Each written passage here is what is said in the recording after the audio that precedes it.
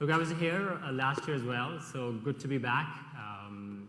My name is Ratan Kumar. I'm a Principal Solutions Architect at AWS based out of Auckland.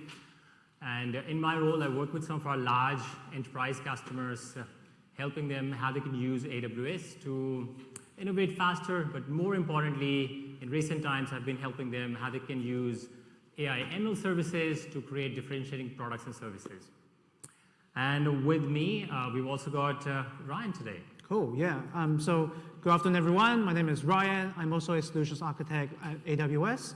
So I primarily take care of small, medium businesses to growth businesses, also looking at Gen AI and helping them elevate their customer experience, but also create that product differentiation as well. Thank you, Ryan. So look, one thing, there's massive amount of excitement around generative AI. I mean, I find it so funny when my 6-year-old talks about ChatGPT sometime. So I promise you one thing, that in this talk, I won't talk much about how generative AI is going to change the world, how it's going to take away all our jobs, how we will see robots and things all around the streets and everywhere. Because we get a healthy dose of that kind of hype through media and social media anyway, right? Instead, what I and Ryan would like to focus on is really the #1 challenge that we have in front of us. And that is, how do we harness this technology in a way that's safe and reliable? How do we integrate it into our applications and processes in a safe and reliable way? But before we go further, just taking a moment to actually express our deepest gratitude to all the sponsors, as well as the hosts and the event organizers, because absolutely this conference would not be possible without them. So thank you. So look, we hope that you can take away a few things from today's session, and that will be really the answers to these 4 key questions. #1 being that, do you need to really change your approach to generative AI security in a fundamentally different way? #2 is that, how are we thinking about generative AI and security at AWS? What are those intersection points? #3, are there mechanisms that you can actually use to understand the risks, security, and compliance requirements around generative AI workloads?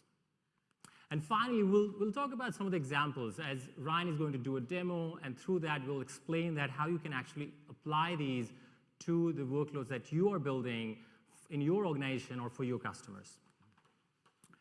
So with that, let's do a quick show of hands. How many of you are actually using generative AI day to day today?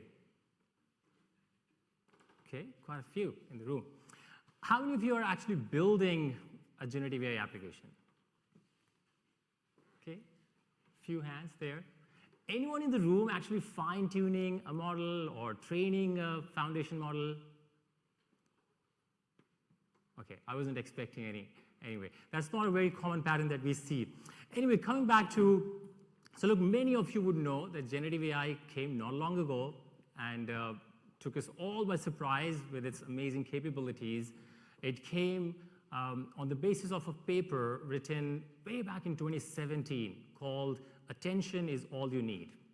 Very interesting paper if you happen to have a chance to actually read, which proposed a completely new architecture to train machine learning model on an internet scale data, which resulted in what we nowadays are using called large language models, okay?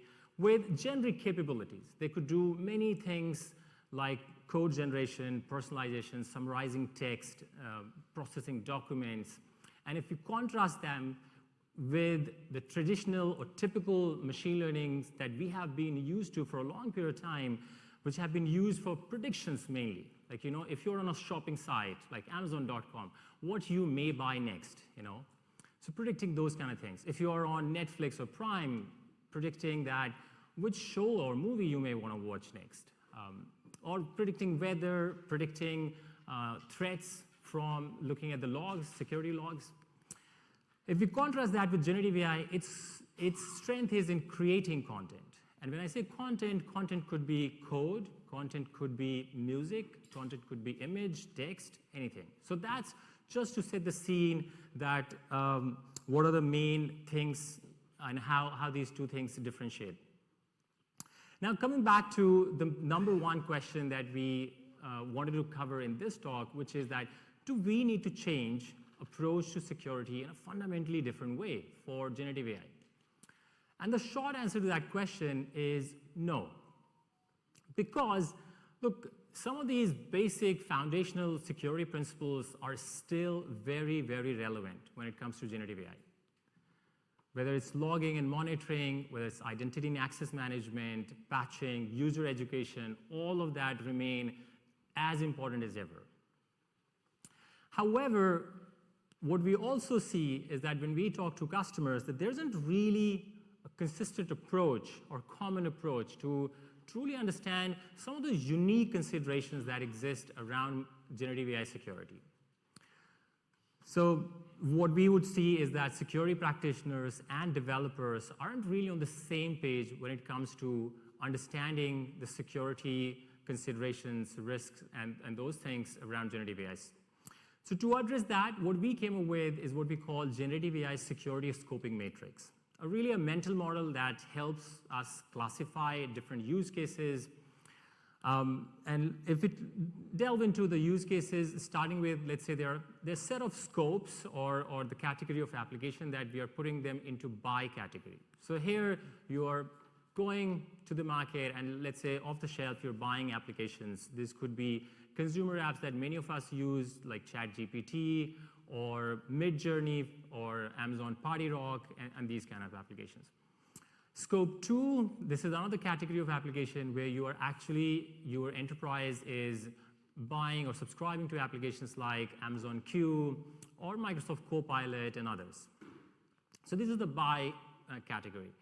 The next one we have is where you're actually building applications on your own, either using open source models or the models that are available through Amazon Bedrock and other players. So that's what we are calling scope 3 applications. These are the pre-trained models, and you're using them to build applications like a chatbot. Scope 4 and 5, as I said, not something very common in practice that we see with many customers where you are actually fine-tuning a foundation model based upon domain-specific data. Or scope 5, where you're actually just going and training your own model from ground up. And on top of this, what we have done is put an overlay of relevant security domains that are applicable across all these scopes. And what are these? So it's governance and compliance, legal and privacy, risk management, controls, and resilience. So through next few slides, what we want to do is we will want to dive into each one of these scopes a little bit more deeper and understand that how these security domains can be applied for each of those scopes.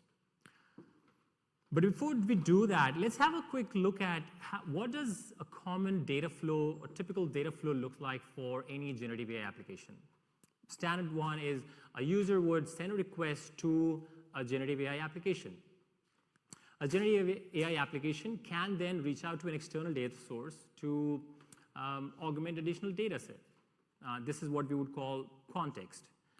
Then application would go to a large language model with a prompt and get a response, technically called completion. And then generative AI application will actually reformat that completion in whichever way it likes. And then finally, it will send the response back to the user. So that's a very common data flow that we see for most generative AI application. If we now look at how this is going to look slightly different for different scopes, starting with scope 1 and 2, I've combined them in the interest of time because, again, there is quite a number of common aspects between them. So the green box here in this picture is representing the box that you have control over as a customer.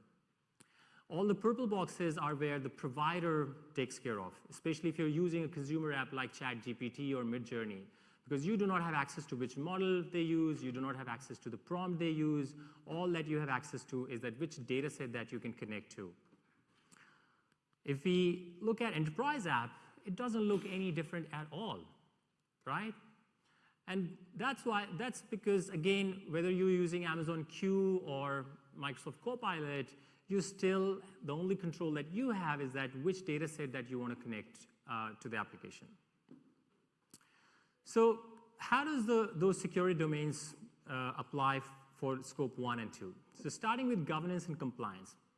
So number one thing that we would say that we have seen many organizations, especially last year, that they were trying to actually block using scope 1 applications like ChatGPT and those kind of things in the organization.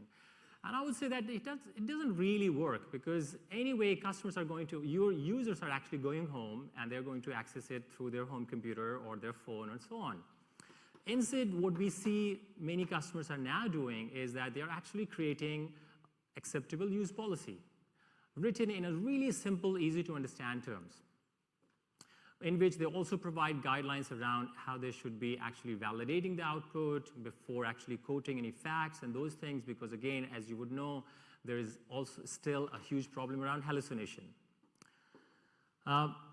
Particularly to scope 2 application, what I would say is that if you're using these applications and you are subjected to any regulations like GDPR or HIPAA, make sure that your users are aware of and ensuring that they are aligning the usage to those regulatory requirements.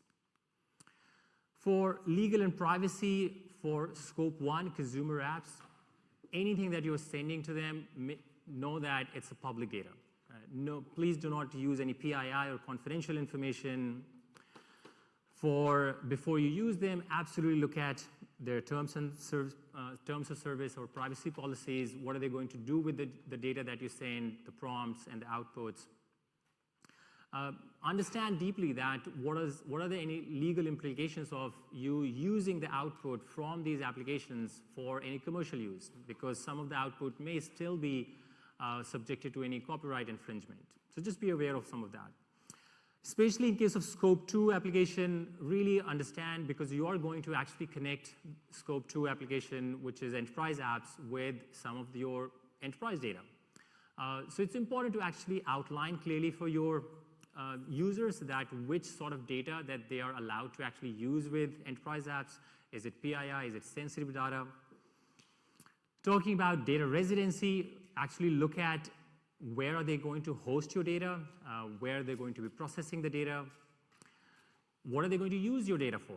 Are they going to actually use this for training or fine-tuning their models?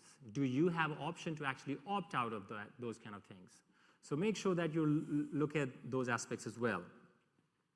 Talking about the risk management, again, you do not have to actually reinvent a brand new or a completely different way of assessing the risk for a generative AI application. If you have an existing framework, you can continue to use them. Again, here, very important as part of the risk management, understand how they're going to store and process the data. Who's going to own this data? Finally, talking about the controls, look, with scope 1 application, as I said earlier, you do not have really many controls in terms of exercising who can access this application or not. Still, we would see many applications going with things like web proxies or cloud access security brokers, because it just helps them to track and monitor who is accessing these applications when users are in your network. For scope 2 enterprise apps, some of the enterprise apps would also provide you controls to limit the types of data that can be accessible through chatbots. So, for example, Amazon Q would honor any identity and access management control that you may have put around your data while responding to those questions from the users. When it comes to resilience, look, for scope 1 application, there's not a lot that you can do, because, again, when it comes to SLAs, you are just subjected to whatever SLA that they provide you.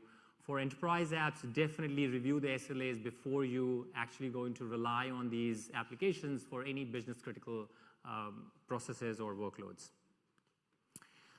Now let's switch to scope 3, because that's where the fun is. Because now you are going to be responsible for building the application based upon either a self-hosted model or many of the large language models that we make available through Amazon Bedrock, a service that helps you, gives you easy access to a number of models from leading model providers like Anthropic or Cohere or Meta and so on. So in this, as you can see, the green boxes are turning for those two boxes on the left-hand side. So you have control over which data you bring, but you also have a lot of control over the generative AI application you're building. So you control what's the prompt going to look like. You control which large language model you're going to pick and choose for your use case. So now we delve into the governance and compliance aspect. Again, the additional things that is applicable just for scope 3 is highlighted in pink, that make sure that you understand the data that the model provider has used for training these models. You know, how they acquired this data, who owns this data, and what is the quality of this data. You should have access to a lot of those information through the end user licensing agreement from these model providers. So again, Ryan is going to show you that how in Amazon Bedrock console, you have one place to access all the end user licensing agreement from all these model providers. And make sure that you run it past your legal and privacy team so that they can review those terms and conditions. Now talking about the risk management.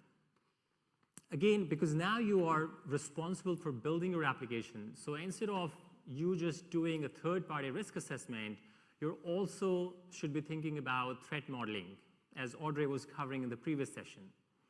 So there are a bunch of different really good resources out there on internet. OWASP top 10 for LLM is really good. The MITRE is another one. So I've highlighted 7 of those which are pretty relevant to scope 3 applications. Again, I'm not going to be able to cover all of them in this talk, but it's particularly important to talk about prompt injection, for example, because this is where an attacker can use crafty inputs to actually get some responses from your application which is not supposed to be responding to. So think about that, how you're going to put controls in place to ensure that that doesn't happen. The other one is model denial of service. This is similar to a denial of service attack that you're familiar with any web application. Here, an attacker is actually sending large prompts or using a bot sort of a mechanism to actually keep your application busy so that your legitimate users are not able to actually access the application. Now, talking about the controls, you have a lot more controls over here. So first one being that you really be sure that which foundation models that you want your users to be using when they are building scope 3 type application in the organization. Really think about if you're self-hosting a model, that who is going to have access to those inference endpoint. Use WAF to filter any malicious inputs, similar to how you would do that in any web application. We have a feature called Amazon Bedrock Guardrails, which Ryan is going to talk about more, which is, again, helps you protect against any harmful content, making sure that the application is not going to respond to violence, content related to violence or sexual things and those kind of stuff. Finally, last one is resilience. If you're self-hosting your model, make sure that if you're using any pre-provisioned capacity for the application. And with that, I will hand it over to Ryan for a quick demo of a Scope 3 application that he has built. Awesome. Thanks, Ratan. So just want to preface before we begin to talk a little bit about that this is not the only way of implementing security controls for your application. Other model providers out there like OpenAI has things like content filtering where you can use to also implement security controls. With that being said, let me kind of just set the context a little bit. So imagine yourself as an incident responder. You've just started on a new business where they're running AWS workloads. Something has gone wrong, and your CISO or your head of security has written up a policy document that's like 40, 50 pages long. Rather than taking the time to read through that, what we would usually do is maybe we go and talk to a chatbot that has learned through that data, and you can quickly remediate problems surrounding that. So Ratan has talked a little bit about the conceptual data flow, but this is what the physical physical architecture will look like. First, as a user, you will log in and authenticate and authorize through Amazon Cognito, which is an identity provider service, very similar to something like Auth0 or Microsoft Entra ID. Next, you will have a front-end application. You can be built with React. That's fronted with AWS Web Application Firewall, right? So what that service does is it's kind of mitigating like bot attacks, any prompt injection problems. We can do all of that within AWS WAF. The next thing, which I'll touch on in the demo, is Amazon Bedrock Guardrails. Basically, a piece of feature that prevents prompt injection and filtering content that we will see in a minute. And then finally, just to cover a little bit about the basics of security, we have things like S3 and OpenSearch where you'll store your data. But what I want to stress here is talk a little bit about the principle of least privilege, making sure that the right people have the right access at the right time. Cool. So that with that being said, we're going to move into a demo. So here is my application. I'm going to log in, and this is all hosted by Amazon Cognito. Again, it's a service. You don't have to implement your own. There's a couple of different bots here, but in particular, I'm going to use this one. I'm going to say, what should my S3 bucket configuration be? And as mentioned before, we have the context that is stored in S3 and OpenSearch, and you put that through as an input in Bedrock. Now you can see that it's coming up with some steps on how you can remediate any problems that have come through. And we can see that it's not hallucinating, it's coming up with some recommendations based on that data that we've trained it with. So awesome, that looks good, but what if I want to ask something that's a little bit out of scope? So what if I say, how do I invest 5,000 US dollars? Again, out of scope. We hope that Bedrock's not going to give us a good response here. And the why is because I've implemented security controls. Bedrock's going to come back and say, sorry, I'm not certified. Please talk to a financial advisor. So we've kind of looked at what that demo looks like. Let's look into how we can actually implement these security controls. And we'll start from basics again. So by default, if this is your first time looking at an Amazon console in Bedrock, this is what you'll see. If you can see on the bottom here, it says available to request. What that means is by default, you won't get any access to any models that are hosted on Bedrock. So again, going back to principle of least privilege, we only would allow your teams to provide model access based on what is required by your teams. One thing to highlight here is this EULA thing here, which is called End User Licensing Agreement. And what we would recommend is have your legal and privacy teams read through that and make sure those terms and conditions are being abided by, because some of them have like very specific notes on what you can and include in your prompts. So we've implemented the model. Let's talk a little bit about logging, right, which is one of the core security disciplines. Here, I've turned that on, and I'm going to choose CloudWatch logs to store my data, but you can also store in S3 or a combination of both. And what that will look like is I have a model invocation log here, and there's a log event that has come through. If I look at the most recent one, I can see that there's a question. What should my S3 bucket configuration be? And it's got the response there as well. So this is just to give yourself a little bit of analysis, just in case you want to look into that in a little bit more detail. Finally, just to cover a little bit about Amazon Bedrock Guardrails, it's basically a feature that you use to implement very specific safeguards on your use case and other responsible AI policies that you need to follow. Here we can see that there's an investment advice guardrail, as we saw in the chatbot before. It's not letting me answer questions around investment. So just going to quickly step through some of this. I'm going to create a guardrail, give it a name, and straight away I can already start filtering some categories, right? Harmful categories ranging from hate to misconduct. Also filtering out prompt attacks, making sure that user inputs aren't overriding system instructions. Configuring, I'll leave it to the builder because there's different use cases and you'll configure that by yourself. How you would do it with investment advice as well is you add a denied topic, name it investment advice, give it a definition, and off you go. If you want to filter out profanities, you can also trigger that very easily. You can do it manually or you can upload it automatically. PII, as mentioned before, there's a range of different PIIs that you want to prevent, starting from name, and if we want to block it, that means the model is not going to be able to see that data come through, or you can mask it with a placeholder name. If you're looking to customize sensitive information, you can do regex patterns as well. And finally, the last thing is on grounding and evaluating and making sure that the model is providing the right responses. So grounding and relevance is you can trigger those and make sure that the model is returning something that's relevant to the user query.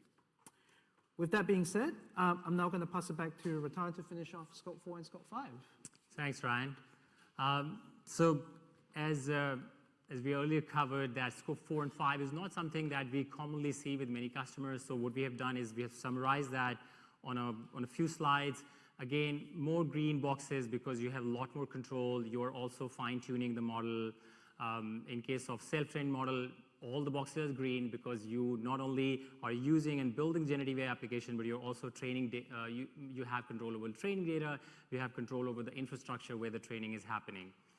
Just to summarize the key considerations for Scope 4 and 5, really important call out that I'll have here is that make sure that you do not train your model with PI or sensitive data, because there is absolutely no way for, once the model is trained, for the data to be filtered or forgotten. Your model actually inherits the classification and sensitivity of the data on which it is trained. So just keep that in mind. Again, the additional security considerations that apply to this from OWASP top 10 are training data poisoning, model theft, so just be aware of that. Finally, Scope 5 application, be a nice citizen and actually provide the end-user licensing agreement for your customers so that they can actually review them. And just coming to the last slide, which is the key takeaways from today's session, is really, first question was, do you need to change your approach completely? And the answer to that is no. However, there are certain additional considerations that apply to generative AI application, and you can use generative AI scoping matrix. Here's a QR code for the blog where we have a lot more detail about it that you can have a look and see how you can apply that for your own workloads and in your own organization. With that, I don't know if we have any time left for any question. This is a QR code for a quick CSAT survey or feedback that if you have to, if you can provide. Great. Thank you very much, Ratan and Ryan. Let's thank them with our applause.